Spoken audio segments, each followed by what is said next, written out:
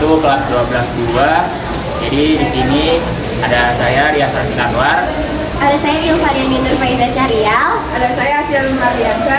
Ada saya Aditya Utomo. Ada saya Kenny Julian Kepolisen. Ada saya tadi Muhammad Referensi Ganjar.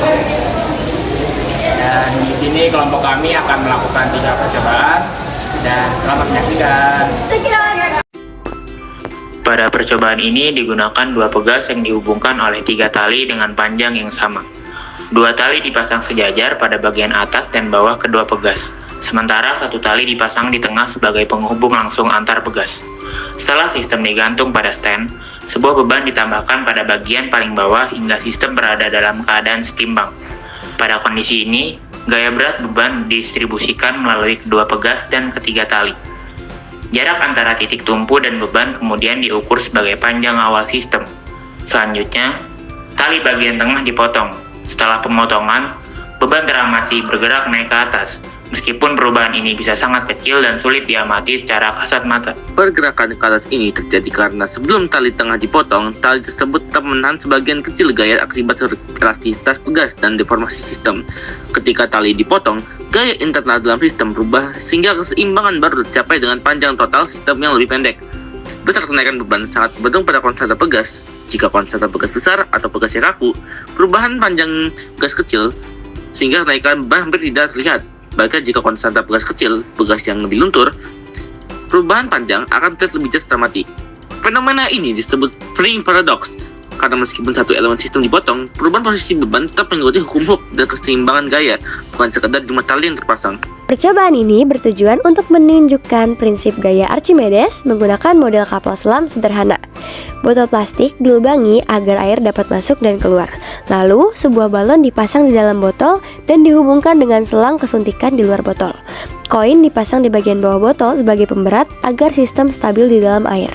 Dengan menekan atau menarik suntikan, volume udara di dalam balon dapat diatur. Ketika balon mengembang, volume total botol meningkat tanpa menambah massa secara signifikan. Akibatnya, massa jenis rata-rata sistem menjadi lebih kecil dari massa jenis air sehingga botol dapat mengapung. Sebaliknya, ketika balon dikempiskan, volume sistem mengecil dan air lebih banyak masuk ke dalam botol. Massa jenis sistem meningkat dan dapat menjadi lebih besar dari massa jenis air, sehingga botol tenggelam.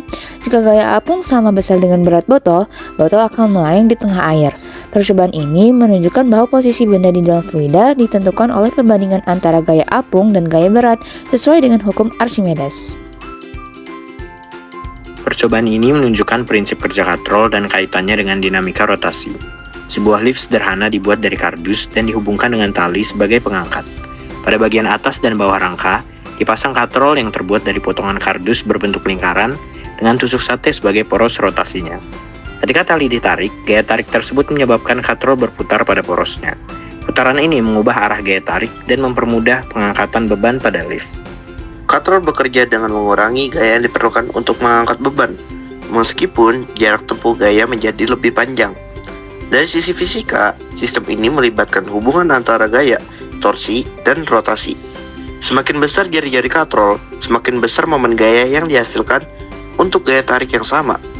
Percobaan ini membuktikan bahwa katrol adalah contoh sederhana penerapan dinamika rotasi dalam kehidupan sehari-hari. Sekian dari kelompok kami, semoga praktikum kami bisa memberikan wawasan baru untuk para penonton. Kurang lebihnya kami mohon maaf. Wassalam.